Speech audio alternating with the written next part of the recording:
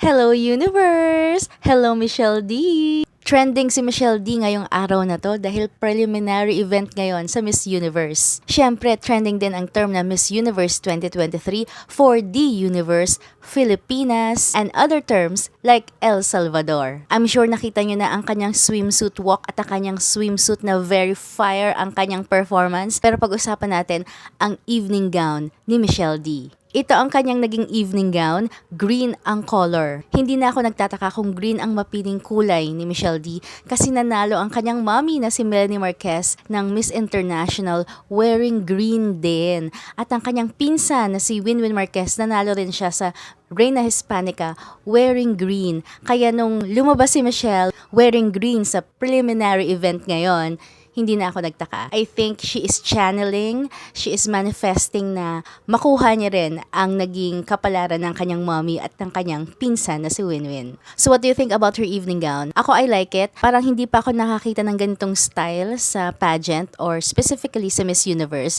So I hope mabigyan siya ng magandang puntos sa kanyang magandang evening gown.